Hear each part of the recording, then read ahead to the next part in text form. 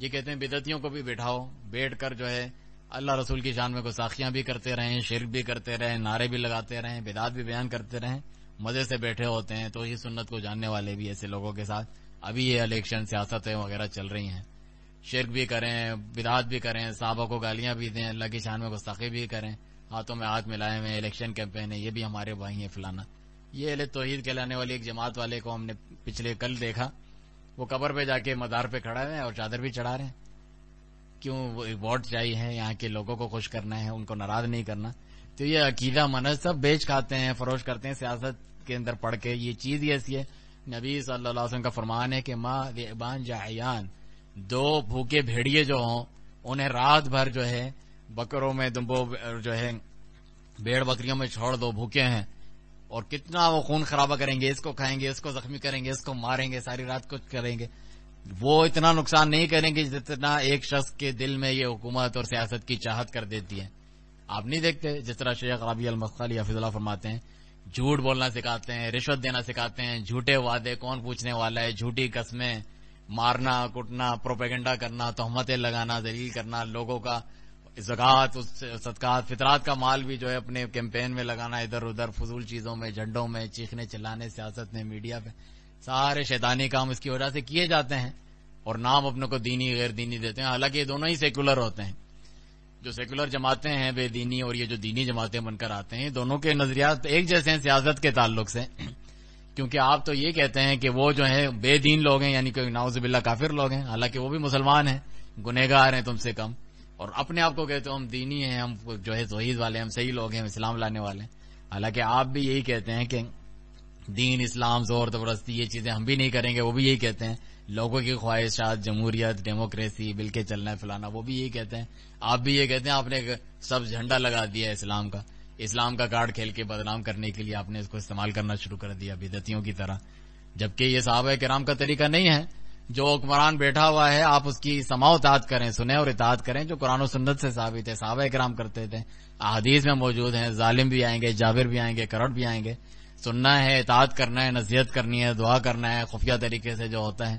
یہ تو جلد سے دروز، دھرنے وغیرہ، کافروں کے لائے ہوئے نظام وغیرہ جو ہے امپلیمنٹ کرتے ہیں، لوگوں کو سکھاتے ہیں، بجھاتے ہیں، نام جو ہے دین کا دیتے ہیں، تو تم زیادہ برے ہو دوسرے سیکولر کے بنسبت۔ وہ تو نام نہیں لیتے نا، کہتے ہیں ہم نہیں ہیں دین میں، ہم لبرل ہیں، ہم فلانا ہیں۔ تم بتاتے ہو لوگوں کو گڑھ گڑھ کے پرانے جو ہے کتابوں سے نکال کے اپنی مرضی کی تعویل، متشابہات جو کہتے ہیں کہ جو ہے نہیں جمہوری طریقہ بھی صحابہ کا طریقہ ہے، فلانا جو ہے انتخابات بھی، ووٹنگ بھی، فلانا بھی، سب حلال حرام کیونکہ پرواز میں نہیں کی جاتی، تو ہمیں کوئی ضرورت نہیں ہے اس کے اندر پڑھنے کی۔ نبی صلی اللہ علیہ وسلم کا فرمان ہے جب فتنے آئیں گے اپنی طرف کھینچ لیں گے، لوگوں کو گھیریں گے، تو اس میں جو بیٹھا ہوا شخص ہے وہ دوڑنے والے سے، چلنے والے سے بہتر ہے، جو سویا ہوا لیٹا ہے وہ اس سے بہتر ہے، باہر نکلتا ہے۔ یہاں تک کہ جو سب باہر نکل کے جھانکے گا اس فتنے میں، گھسنا چاہے گا، پارٹیسپیٹ کرنا چاہے گا، یا صرف معلومات کے لیے، یہ اپنے پاس اس کو کھینچ لیں گے فتنے، اتنے خطرناک ہیں کہ آپ نے گھر کا ٹاٹ بن جانا ہے، جو رگ ہوتا ہے کارپیٹ وغیرہ جو گھر سے نہیں نکلتا ہے وہ بن جانا ہے، نکلنے کی ضرورت نہیں ہے فتنوں میں۔ صحابہ بھی یہی کرتے تھے، یہ چاہتے نہیں ہماری بھی کوئی آواز ہو، ہماری بھی کوئی اس میں حصہ ہو، ہم بھی حق رکھتے ہیں اس کے اندر گھسنے کا، کرنے کا۔ اپنا معمولی سا دل اسلام کے مطابق، اور لباس، اپنا چہرہ، اپنا گھر، اپنی فیملی، اس کو وہ نہیں کر سکتے ہیں، نہ اس کی پرواہ ہے ان کو، اور چاہتے ہیں پورے ملک میں، صوبے میں، دنیا میں جو ہے اسلامی نظام قائم کر رہے ہیں، عدل و انصاف قائم کر رہے ہیں۔ عدل و انصاف کی بات کرتے ہیں یہ لوگ، انصاف کی تحریک چلاتے ہیں، ہم عدل کی تحریک چاہتے ہیں، کرپشن نہیں ہوگا۔ سب سے بڑی کرپشن تو یہ ہے کہ قرآن و حدیث کے اندر گڑبڑ کر کے لوگوں کو توحید کو شرک، اور شرک کو توحید، سنت کو بدعت، بدعت کو سنت بتایا جائے۔ اور سب سے بڑا ناانصافی اور ظلم تو اللہ تعالیٰ کے ساتھ شرک کرنا ہے، قبر، مزار، نبیوں ولیوں کو پکارنا، ان کے نام کی دعائیاں، نظر نیاز، قربانیاں، یہ سب چیزیں تو جاری و ساری ہیں، ان کے بارے میں تو کسی کے ایجنڈے میں، منشور میں کوئی بات ہے ہی نہیں کہ اس کو بھی ہمیں ختم کرنا ہے، اس سے بھی ہمیں لوگوں کو روکنا ہے، نہیں، یہ باتیں نہ کرو، وہی لوگ بھاگ جائیں گے ہمارے جلسے سے، کون ہمیں ووٹ دے گا، پوچھیں گے نہیں۔ ان کے لیے بھی تھوڑی سی بات کر دو، ادھر بھی ہاتھ اٹھا لو، چادر چڑھائیے فلانا، پیچھے آ کے اپنے لوگوں کو کہیں نہیں ہم تو تمہارے ساتھ ہیں۔ یہ منافقوں کا طریقہ ہے، نہیں، سیاست منافقت کا نام ہے ان کے ہاں۔ اللہ تعالیٰ منافقوں کے بارے میں قرآن فرماتا ہے وَإِذَا لَقُوا الَّذِينَ آمَنُوا قَالُوا آمَنَّا، جب مومنوں سے ملتے ہیں ہم بھی مومن ہیں، ہم بھی توحید والے ہیں، ہم تمہارے بھائی ہیں، ہم سلفی اہل حدیث ہیں۔ اور جب وَإِذَا خَلَوْا إِلَىٰ شَيَاطِينِهِمْ، اپنے شیاطین کے پاس جب جاتے ہیں کہتے ہیں کہ ہم تمہارے ساتھ ہیں، إِنَّا وَنَحْنُ مُسْتَهْزِئُونَ، ہم تو مذاق کر رہے تھے۔ تو یہ اللہ تعالیٰ کو جو ہے یخادعون اللہ والذین آمنوا، اللہ کو دھوکہ دینا چاہتے ہیں، مومنوں کو دھوکہ دینا چاہتے ہیں۔ الحمدللہ اللہ سبحانہ تعالیٰ ان کو دھوکے میں رکھتا ہے اور ایسے پکڑتا ہے کہ یہ بچ کے جا نہیں سکتے، دنیا میں بھی ذلیل اور رسوا ہوتے ہیں، دین تو بیچ لیتے ہیں، ان کو دنیا بھی نہیں ملتی، ان کو کوئی پوچھتا ہی نہیں ہے۔ یہ لوگ کہتے ہیں کہ جو اللہ تعالیٰ سے وفادار نہیں ہے، جو اپنے دین عقیدے کو چھوڑنے کے لیے تیار ہے اپنی سیاست اور یہ سیٹ کے لیے، ووٹ کے لیے، وہ کل میرے یا میرے بیوی بچوں کا کہاں لحاظ کرے گا، اٹھا کے پھینک دے گا سائڈ میں جب اس کو مفاد کی ضرورت پڑے گی۔ جو اللہ سے نہیں ڈرتا مجھ سے کیوں ڈرے گا، اس کی پکڑ سے نہیں ڈرتا۔ تو یہ اپنا دین ایمان فروش کر دیتے ہیں، اس کے بھی لائق نہیں رہتے۔ جب ہی حدیث میں ہے کہ جو لوگوں کو راضی کرنا چاہتا ہے اللہ کو ناراض کر کے، اللہ تو ناراض ہوتا ہی ہے، لوگوں کو بھی جو چاہتا تھا وہ بھی اسے نہیں ملتا، لوگوں کو بھی اس میں ناراض ہی کر دیتا ہے۔ اسی لیے ہمارے ملک کی اتنی تاریخ ہے، سب لوگ مسلمان ہیں، سب لوگ اسلام کے لیے جانے دینے لینے کے لیے تیار ہوتے ہیں لوگوں کے لیے، لیکن جو ہے پھر بھی کوئی کہنے والا کہے آپ تو اسلامی جماعت فلانا ہے، آپ کو کوئی ووٹ کیوں نہیں دیتا، آپ کو کوئی کیوں نہیں پوچھتا؟ انہیں پتا ہے یہ سفراڈ یہ اسلام کا نام بدنام کرتے ہیں نا۔ آپ خود دیکھیں جو اللہ تعالیٰ کی قدر کرتا ہے، اس کی توحید کی بات کرتا ہے، اس کے عزت اور مقام باقی رہتا ہے، ان علماء کی طرح ان کا نام باقی ہے، عزت احترام سے ہم ان کو شیخ الاسلام کہتے ہیں، ان کی باتیں پڑھتے پڑھاتے ہیں۔ امام احمد بن حنبل رحمہ اللہ، امام اہل سنہ والجماعہ، جو عقیدہ بھی بیان کرتے ہیں، توحید بھی بیان کرتے ہیں، قربانیاں بھی دیتے ہیں، جیل میں بھی جاتے ہیں، حکومت کی اطاعت فرماداری بھی کرتے ہیں، اس کے خلاف نہیں نکالتے ہیں، ان کا نام امام اہل سنہ والجماعہ ہے، ہر کوئی مانتا ہے، پیروی نہیں بھی کرتا پھر بھی باعث فخر سمجھتا ہے، ان کا نام لیتا ہے عزت احترام سے۔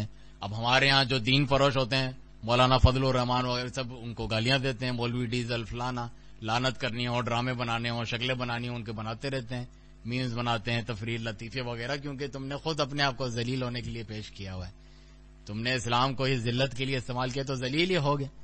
تو تم اسلام کا کوئی نام بلند نہیں کر رہے، صرف چیخنا چلانا آتا ہے، تم ذلت کا سبب بن رہے ہو کہ اسلام بھی جس طرح اور نظام ہے کھیل تماشے والے جس کا مذاق اڑا سکتے ہیں، تو تم نے اس کو بھی اسی طرح پیش کر دیا، عوام اس کا بھی مذاق اڑا سکتی ہے۔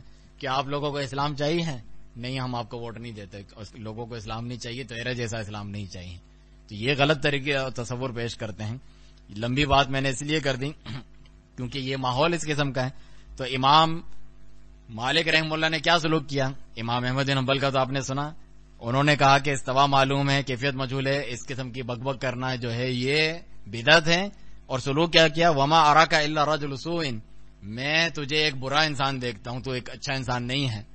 یہاں تو بڑے اچھے پاکیزہ ہوتے ہیں، داڑھی مہندی لگا کے، پگڑ بڑی سی پہنی ہوتی ہے، نور ٹپکایا ہوا ہوتا ہے، ایکسٹرا برائٹنس ڈال کے ان کو بیٹھے ہوئے ہوتے ہیں وہ لوگ، اور جو ہے کہا میں تجھے ایک برا انسان سمجھتا ہوں۔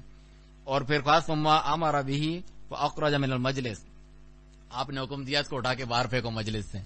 تو اس وقت تو لوگ سنت والے تھے مدینہ میں، اور ان کا روب اور دبدبہ تھا، سنت کا غلغلہ تھا، اس کا غلبہ تھا، تو ایسے لوگوں کو اٹھا کے پھینک دیتے تھے۔ ابھی تو یعنی ظاہر سی بات ہے سنت پہ چلنے والے بلکہ کم ہیں، توحید والے کم ہیں، یہ لوگ ان کو اٹھا کے پھینک دیتے ہیں، ان کے خلاف لڑتے ہیں، سازشیں کرتے ہیں، سب کچھ کرتے ہیں۔ ہمارے موجودہ دور میں جو بہت سے یعنی دنیاوی اعتبار سے بھی جو سیاست کرتے ہیں اور دینی لوگ بھی، انہوں نے ایک طریقہ اپنا یہ بنایا، پروٹیسٹ کرتے ہیں، احتجاجی جلسے جلوس وغیرہ، دھرنے ہڑتالیں، یہ چیزیں کرتے ہیں جو انہوں نے یہی کافروں سے سیکھی ہے، امریکہ یورپ وغیرہ وہاں سے آئی ہوئی ہیں۔ نام تو یہ لیتے ہیں کہ ہم ان کے نظاموں کو پسند نہیں کرتے، اس کو ہٹا کے نبوی نظام لانا ہے، نظام محمد مصطفیٰ صلی اللہ علیہ وسلم لانا ہے، شریعت، لیکن طریقہ ان کا اپناتے ہیں۔ تم تو اپنے عمل سے ثابت کر رہے ہو کہ ان کا طریقہ گویا کہ بہتر ہے، کامیابی دلانے والا ہے، فائدے مند ہے۔ موجودہ دور میں جو سنت شریعت طریقہ ہے شاید وہ فیل ہو چکا ہے، وہ بزدلی کا نام ہے وغیرہ، تو اپنے عمل سے خود ثابت کر رہے ہو، پھر کیا منہ لے کے لوگوں کو کہو گے کہ ہم اس نظام کو لے کر آئیں گے؟ وہ نظام تو فیل ہو گیا نا، جو تمہارے آنے تمہاری شکل دکھانے کے لیے یہ نظام تک کافی نہیں ہے لوگوں کے لیے، تو باقی کیا ہماری وہ خدمت کرے گا یا ہمیں کوئی انصاف دلائے گا؟ نعوذ باللہ من ذالک، ایسا نہیں ہے۔ دین اور شریعت بالکل انسان کی فطرت اور معاشرے، افراد سب کی بھلائی کے لیے اللہ سبحانہ تعالیٰ جو خالق ہے وہ جانتا ہے بہتر، اس نے بنائی ہے۔ تو اس میں حکمران اور رعایا کے تعلقات کو بھی ذکر کیا ہے جو اصل میں خیر خواہی پر مبنی ہے۔ ہمارے یہاں تو جو سیاست ہے اس میں یہ سکھایا جاتا ہے کہ کھینچا تانی پر مبنی ہے، مجھے چاہیے، لالچوں پر مبنی ہے، اور جو ہے تو یہ کر، یہ نہیں کیا اس نے فلانا، اور میں بھی یہ کروں گا، اس طریقے سے عدم خیر خواہی۔ جبکہ نبی صلی اللہ علیہ وسلم کا فرمان ہے کہ دین النصیحہ، دین نصیحت اور خیر خواہی کا نام ہے۔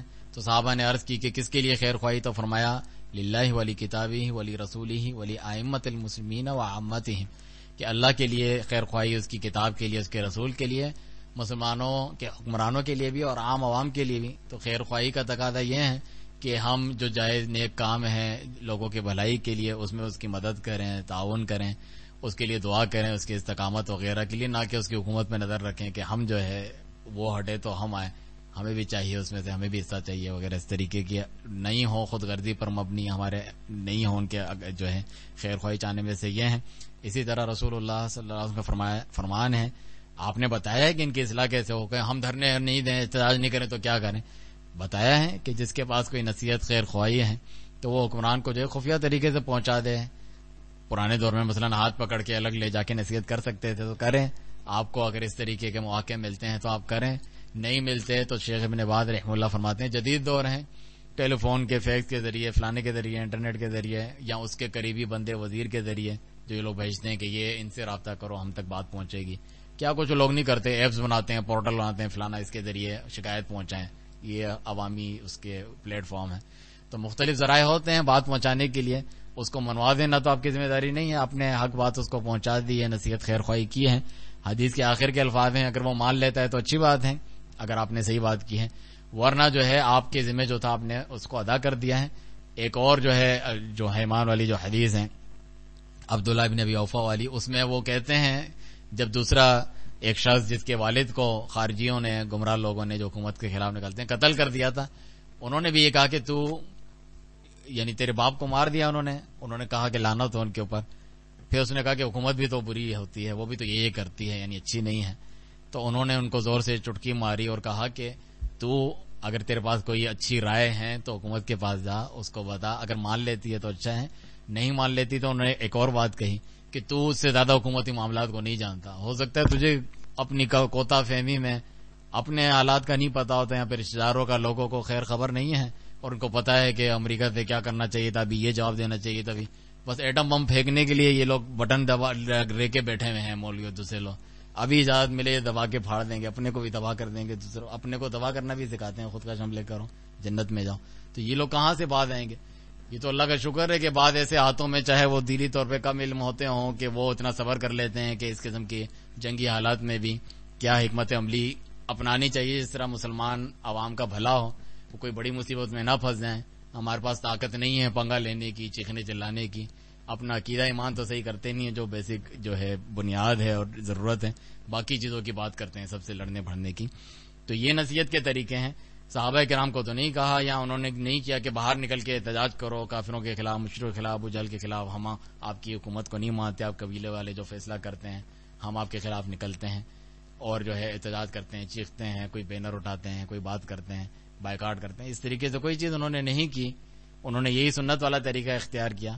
چنانچہ اسامہ بن زید رضی اللہ عنہ سے کہا کہ بخاری میں کسی نے کہ آپ جو ہے اتنے حکومتی انتشار پھیلا ہوا ہے، جھگڑے چل رہے ہیں، عثمان رضی اللہ عنہ کے دور میں فتنہ فساد ہے، وہ گھر کے اندر محصور ہیں، تو آپ جا کر بات نہیں کرتے ہیں ان سے اس تعلق سے کہ یعنی کچھ ہو، کوئی فیصلہ ہو، کوئی معاملات حل ہو. تو انہوں نے کہا میں نے کی ہے بات لیکن میں تجھے نہیں سنانا چاہتا، میں نہیں چاہتا کہ ایسی چیز کو سر عام کروں جس کو سر عام کر کے فتنہ مچانے والا میں پہلا شخص نہیں بننا چاہتا ہوں. یہ خطرناک چیز ہوتی ہے. یہ لوگ تو چاہتے ہیں ہم نصیحت کریں، وہ بھی کوئی خیر خواہی پہ نہیں، ریاکاری پہ ہم اپنی میڈیا کو بٹھائیں، پریس کانفرنس میں دکھائیں، میرا بھی نام بلند ہونا، میں نے اور لداڑ کے رکھ دیا اس کی ایسی کی تیسی کی وہاں بیٹھ کے وغیرہ. تو اس میں خیر خواہی نہیں ہوتی.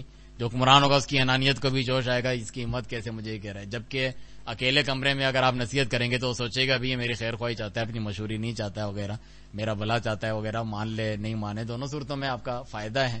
لیکن آپ کی نیت ہی جب فطور پہ مبنی ہے، کچھ اور چاہتے ہیں، شہرت چاہتے ہیں، اس کو لتاڑ کے بتا کر جو یہ لوگ کرتے ہیں، تو اس کی وجہ سے پھر وہ ان کو یہ نصیب بھی نہیں ہوتا، ان کی حکمران کی اصلاح بھی نصیب نہیں ہوتی، اپنی بھی یہ اصلاح سنت کے مطابق نہیں کر پاتے. چنانچہ سلف میں سے ایک کا قول ہے یا تابعین میں سے ان میں سے کسی نے کہا یا صحابہ سے کسی میں کہ جو ہے میں عثمان رضی اللہ عنہ کے قتل کے بعد کسی کے قتل میں شریک نہیں ہوا. تو وہ آدمی حیران ہو گیا، آپ ان کے قتل میں شریک تھے؟ انہوں نے کہا نہیں، یعنی ہاتھ سے یا تلوار سے میں نے قتل نہیں کیا، لیکن ان کے خلاف جو لوگ باتیں کر رہے ہوتے تھے پیچھے حکمران کے خلاف، اس نے یہ کر دیا وہ کر دیا، اپنے ساتھیوں کو نوازتا ہے، اپنے قریبوں کو، اقربا پروری کرتا ہے فلانا. تو میں ان کو روکا نہیں اس بات سے, چلنے دیتا تھا, یہ والی باتیں چل رہی ہیں حکومت کے خلاف, یہ سبب بنتی ہے آخر میں اس کا تختہ لوٹنے کا, قتل کرنے کا. اس لیے میں اپنے آپ کو بھی گنہگار شمار کرتا ہوں کہ میں نے یہ چیز نہیں کی. چنانچہ یہ جو ظلم و ستم ہے کوئی بڑی بات نہیں, ان سب کا ذکر ہے حدیث میں. جان نثار انصار صحابہ کرام رضی اللہ عنہم, ان کو کہا کہ تمہارے اوپر ایسے حکمران آئیں گے کہ وہ تمہارا حق تمہیں نہیں دیں گے, اپنا حق تم سے پورا لیں گے, کمر پہ کوڑے ماریں گے, تمہارا مال چھین لیں گے. آج کل اسی کرپشن کا تو رونا روتے ہیں کہ مال لوٹ لیا, فلانا کر لیا, اور اپنے خاندانوں کو جو ہے چڑھا لیا انہوں نے سب کچھ. تو اس وقت بھی کہا کہ سننا اور اطاعت کرنا, چاہے تیرے کمر پہ کوڑے مارے, چاہے تیرا مال چھین لیں. صبر کرنا, کب تک صبر کرنا؟ حتی تلقونی علی الحوض, یہاں تک کہ حوض کوثر پہ مجھے ملنا, یعنی پوری زندگی کرنا. تو جتنے بھی صاحب ہیں, انس بن مالک رضی اللہ عنہ, عبداللہ بن عمر, دیگر صحابہ, سب سے ثابت ہے وہ صبر کرتے تھے. حجاج بن یوسف جیسا ظالم گورنر بھی آ جاتا اور دوسری حکومتیں آتی, وہ صبر کرتے تھے اس چیز کے اوپر. جب انس بن مالک رضی اللہ عنہ سے شکایت کی کہ جو کچھ لوگوں کو ظلم و ستم کا سامنا کرنا پڑا, ناانصافی کا حجاج کی طرف سے, تو انہوں نے کہا صبر کرو, آنے والا دور جو ہے لوگ جو ہے اس سے بھی زیادہ اور بدتر آتے رہیں گے, تمہیں صبر کرنا ہے. اور میں نے یہ تمہارے نبی کی زبانی سنا ہے, اس طریقے سے بتاتے تھے, اچھی طریقے سے دل میں بیٹھ جائیں. تو یہ بالکل غلط فکر لوگوں کو دیتے ہیں کہ حکومت کے خلاف نکلنا یہ بہادری ہے اور جری ہونا ہے, اور جو ہے بڑی غیرت والا انسان ہے, ڈرتا نہیں ہے کسی سے, اور جو کہ حکومت کی اطاعت کرو, صبر کرو, پی جاؤ وغیرہ, یہ بزدلی کی تعلیم دیتے ہیں. ایسا نہیں ہے. کتنی بڑی بات کر رہے ہیں, کن کن کے اوپر یہ الزام آئے گا؟ صحابہ نبی صلی اللہ علیہ وسلم نے اس چیز کی گویا کہ تعلیم دی ہے, اور صحابہ یہ کرتے گزرے ہیں, آپ ان سے زیادہ غیرت والے ہیں. جبھی علماء میں سے ایک کا قول ہے کہ جو بھی عدل و انصاف کی حکومت لانے یا شریعت نفاذ اس قسم کی باتیں کرتا ہے, صحابہ کرام کے طریقے پہ چلے بغیر, ان کے طریقے کے اوپر چلے بغیر, بلکہ ایسے لوگوں کے ساتھ جو صحابہ کرام کو برا بھلا کہتے ہیں, جس طرح روافض اور شیعہ لوگ ہیں, ان کو بھی تو یہ ملاتے ہیں سیاست میں اپنے ساتھ. تو وہ کیسے قائم کر سکتا ہے جبکہ آئیڈیل وہی تھے, انہوں نے یہ کر کے دکھایا ہے, جو کہتے ہیں نا ہمیں ان کے جیسا بننا ہے اور یہ ہم فتح کر لیں گے ملک. جب وہ صحیح نہیں ہے تمہارے مطابق, نہ ان کا طریقہ صحیح ہے, نہ ان کے مطابق تم چلنا چاہتے ہو.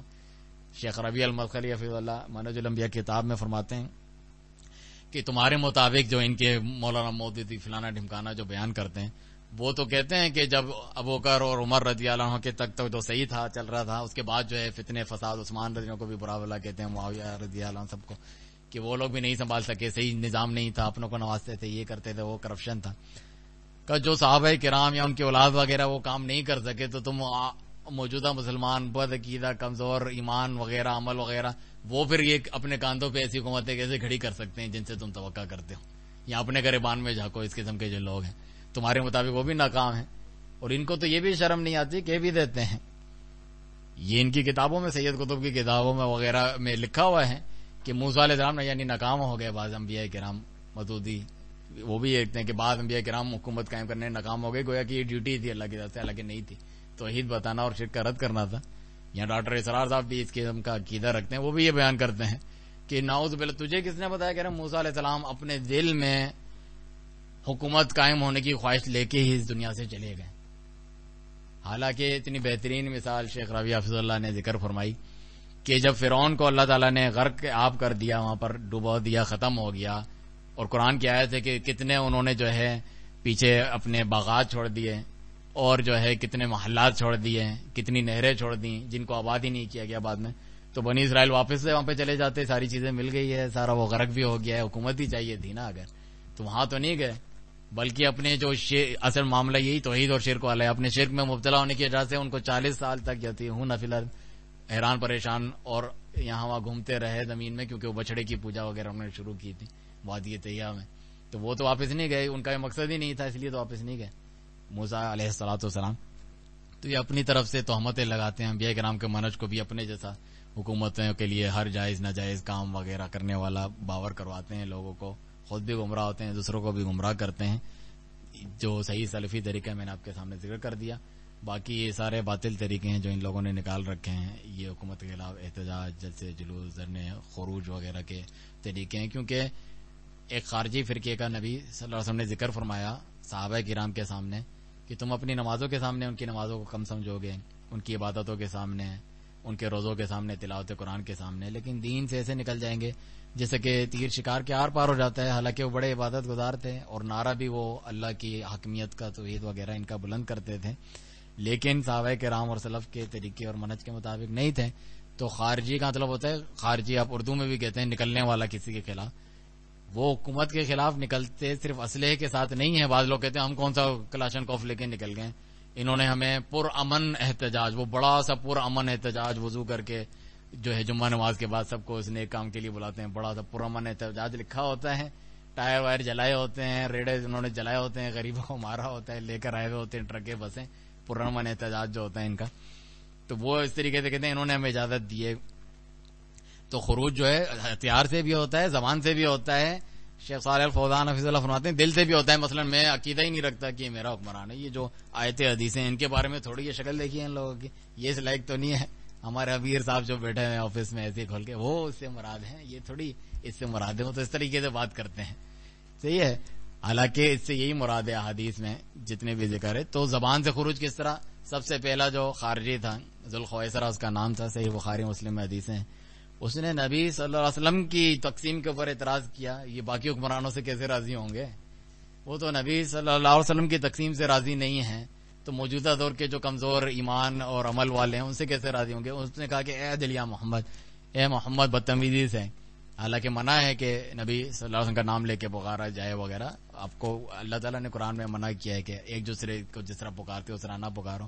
ایک تو بدتمیزی، ان کے اندر بھی بدتمیزی. آج بھی آپ دیکھیں گے دین کی یہ جو میں باتیں آپ سے کر رہا ہوں ان سے کر کے دیکھیں، ایسے کی تیسے کرتے ہیں، بدتمیزی سے بات کریں گے، آپ کو گالم گلوچ کریں گے، اور فلانا اور آپ کے ٹٹو فلانا کیا ہو تم لوگ، پٹھو ہو، تمہارے حکمران ایسے ہیں، وہ تمہارے علماء وغیرہ سعودی وغیرہ والے یہ ہیں، فلانا ہے، تم اس کے یہ کرتے ہو، تمہیں یہ ملتا ہے، یہود نصارہ کے ایجنٹ ہو، ڈالر. بدتمیزی سے بات کریں گے، سنیں گے نہیں. ٹیمپر ان کا ہمیشہ اسی طریقے سے رہتا ہے، غصے میں. تو اعدل یا محمد، عدل کرو اے محمد صلی اللہ علیہ وسلم، اس طریقے سے. صحابہ نے کہا گردن اڑا دیں اس منافق کی. تو آپ صلی اللہ علیہ وسلم نے کہا کہ تیرے لیے بربادی ہو.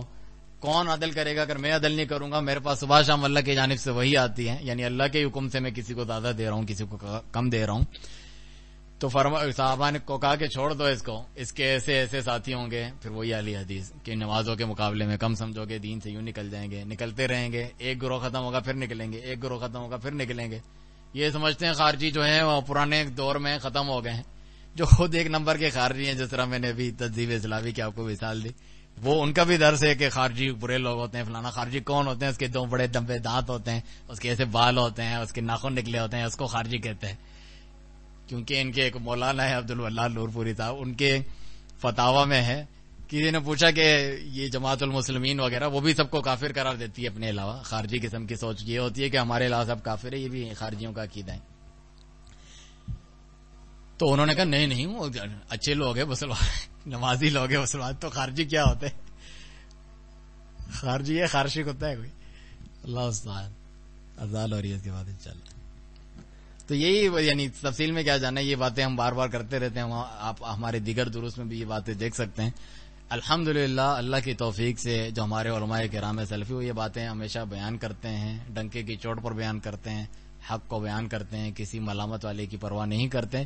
اور یہ باتیں آپ کو اور کہیں اور کسی اور پلیٹ فارم سے اسٹیج سے نہیں ملیں گی. آپ کو اس قسم کی باتیں کرنے والوں کو لوگ برا بھلا کہتے ہیں، ان سے دور رہنے کا حکم دیتے ہیں. اللہ سبحانہ وتعالیٰ ایسے لوگوں کے فتنوں سے ہمیں بچائے.